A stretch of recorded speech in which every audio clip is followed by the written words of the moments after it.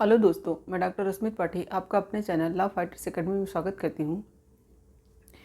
IPC 1960 का जो हम लोग चैप्टर 16 पढ़ रहे हैं, उस चैप्टर में हमने अपना सेक्शन 304 जो हमने पढ़ा, 304 का ए 304 ए तक हमने अपने पिछले सेशन के वीडियो में इसको कवर कर लिया है।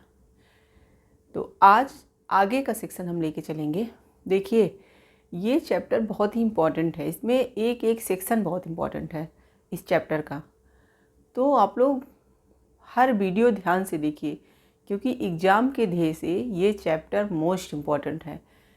इसमें से लगभग आपके अगर कोई पेपर बन रहा है तो 10-12 क्वेश्चन तो इस चैप्टर से पक्का आते हैं।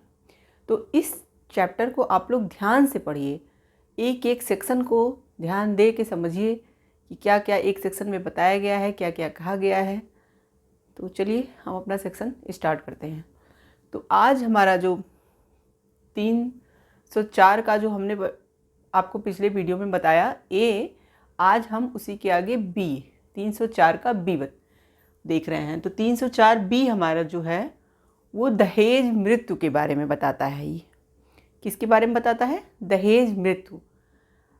और ये पहले ये हमारे आईपीसी में नहीं था, इसको 1986 में ऐड किया गया, संशोधन द्वारा 1986 में इसे जोड़ा गया। जब दहेज प्रथा की जो पद्धत है बहुत ज़्यादा बढ़ने लगी और इस दहेज के चक्कर में बहुत सारी औरतें मारी जाने लगी, तब 1986 में हमारा ये सेक्शन जोड़ा गया।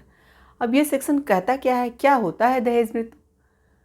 तो दहेज मृत्यु में हमारा पहला शब्द क्या है? दहेज। और दूसरा क्या है? मृत्यु। यानी दहेज लेने के चक्कर में जो औरतें मारी जाती हैं वही होता है दहेज मृत्यु, एक जनरल भाषा में। अब हम लोग ये देखते हैं कि हमारा जो बेयर एक्ट है उसने क्या बताया है दहेज मृत्यु के बारे में। तो कहा गया है जहाँ किसी स्त्री की जो मृत्यु होती है वो कोई शारीरिक क्षति करके, मानसिक क्षति करके, जैसे शारीरिक क्षति में हुआ कि उसको जला के मार डालना, और मतलब किसी भी तरीके से उसको, बहुत लोग आग मतलब दहेज के चक्कर में क्या करते हैं कि गला दबा के मार डालते हैं, आग लगा के मार डालते हैं। तो यानी शारीरिक क्षति करके उसकी मृत्यु कारित कर देना।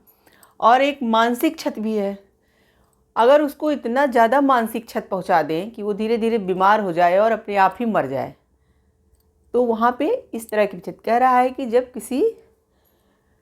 किसी स्त्री की मृत्यु शारीरिक क्षति अथवा मानसिक क्षति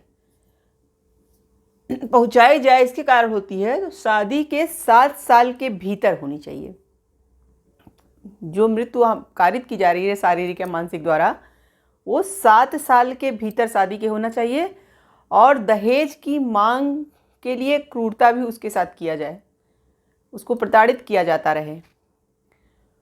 तो अगर इस तरह की मृत्यु कारित की जाती है तो उसे दहेज मृत्यु कहेंगे। यानी दहेज के लिए उसे मारा गया है, शारीरिक प्रताड़ना देके या मानसिक प्रताड़ना देके और उसके साथ क्रूरता करके। तो देखिए, दहेज मृत्यु जो हमारा शब्द है, इसके लिए क्या इसे कंप्लीट होने के लिए इसेंशियल पॉइंट है हमारे 3।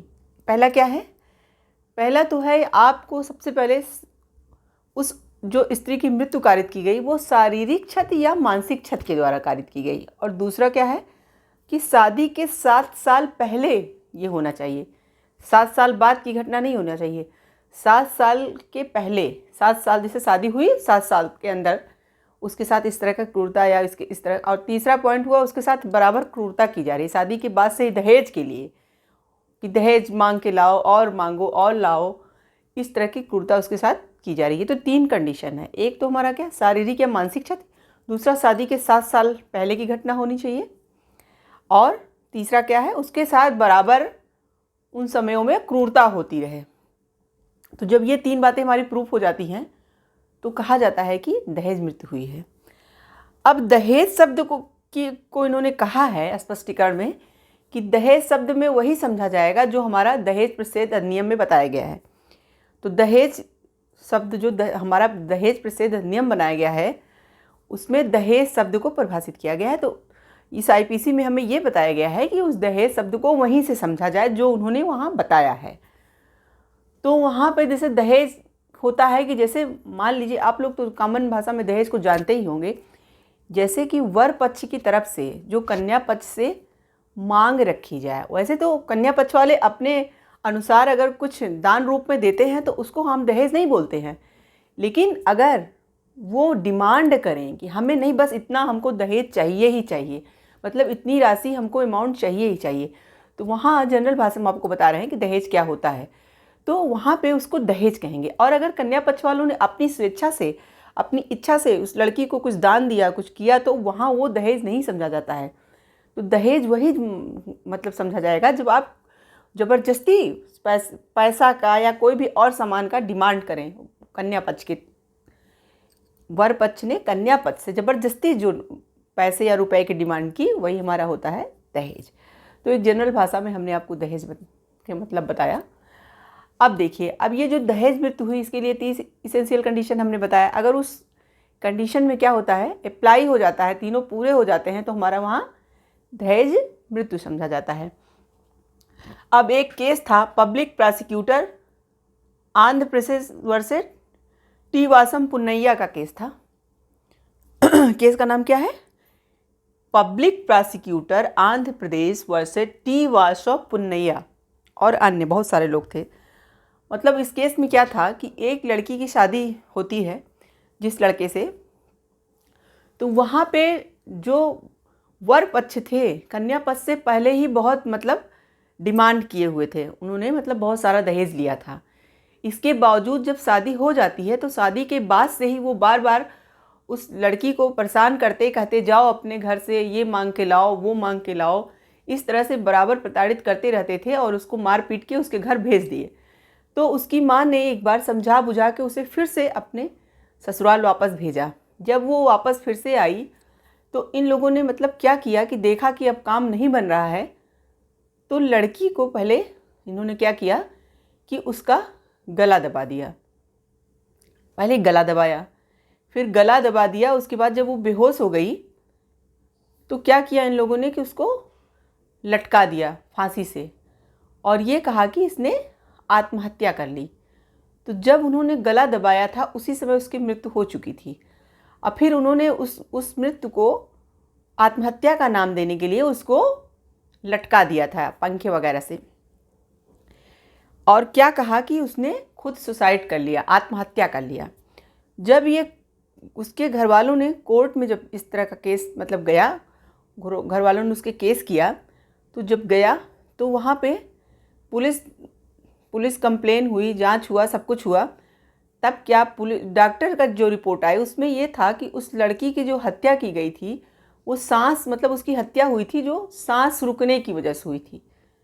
तो सांस रुकने की वजह से उसकी हत्या हुई थी, यानी उन लोगों ने जो गला दबाया था, मारा था, उस समय उसकी सांस रुक गई और वो मर गई। वो पंखे से लटकने से नहीं मरी थी।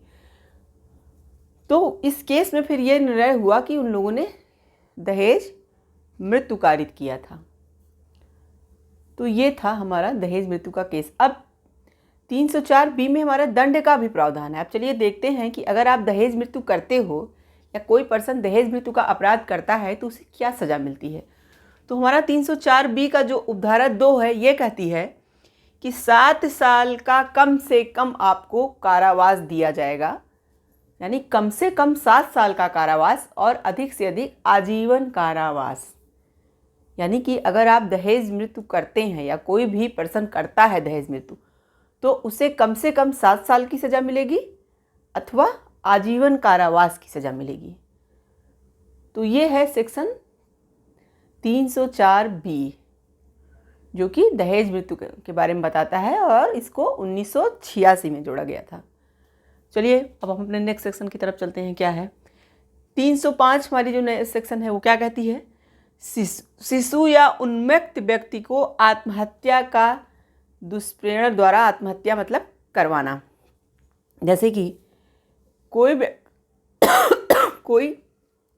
ऐसा पर्सन है जो कि 18 साल से कम उम्र का है, या कि जो पागल है, या कि जो नशे में चूर है और उसको मतलब कुछ ज्ञान नहीं है, कि वो क्या कर रहा है क्या नहीं कर रहा है। तो ऐसे पर्सनों को क्या किया जाए, आत्महत्या करने का दुष्प्रेरण कराया जाए, यानी कि उकसाया जाए आत्महत्या करने के लिए। दुष्प्रेरण तो पिछले चैप्टर में हमने आपको पढ़ाया है, अगर ना समझ पता हो कि दुष्प्रेरण क्या होता है तो आप जाके हमारा वीडियो देख सकते हैं। तो ऐसे पर्सन की सज़ा की बात हमारा ये 305 करता है, जो कि किसी शिशु यानी कि जो 18 वर्ष से कम उम्र का बालक हो, या जो पागल व्यक्ति हो, मतलब जिसको कि किसी चीज़ का नॉलेज नहीं है कि क्या सही है मेरे लिए क्या गलत, या कोई शराबी व्यक्ति हो शराबी व्यक्ति इतना ज़्यादा शराब पी लिया सॉरी इतना ज़्यादा शराब पी लिया उस व्यक्ति ने कि उसको सोचने समझने की उसकी क्षमता मतलब ख़त्म हो गई है। तो ऐसे व्यक्तियों को आप आत्महत्या कराने के लिए क्या कीजिए, उकसाइए, दुष्प्रेरित कीजिए, दुष्प्रेरण करिए उसका। तो इस सेक्शन में क्या सज़ा दी गई है वो आपको बताते हैं। तो सेक्शन 305 के अनुसार मृत्यु, उस पर्सन को क्या क्या क्या सज़ा हो सकती है, या मृत्यु हो जाएगी, या आजीवन कारावास हो जाएगा, या फिर 10 साल का आपको कारावास होगा और फाइन भी लगेगा। सोचिए ये सेक्शन कितना खतरनाक है। अगर आप किसी पागल व्यक्ति, नशे में चूर व्यक्ति, विकृचित व्यक्ति, या फिर कोई 18 साल से कम उम्र का कोई बच्चा है, अगर उसको आप आत्महत्या करने के लिए का दुष्प्रेरण करते हैं कि वो आत्महत्या कर ले, इस बात के लिए उसको उसका उकसाते हैं, तो इसकी सज़ा देखिए कितनी ज़्यादा है। या आपको मृत्युदंड की सज़ा दी जाएगी, या आपको आजीवन कारावास मिलेगा, या फिर आपको 10 साल का कारावास के साथ फाइन भी। तो ये हमारा सेक्शन 305 कहता है।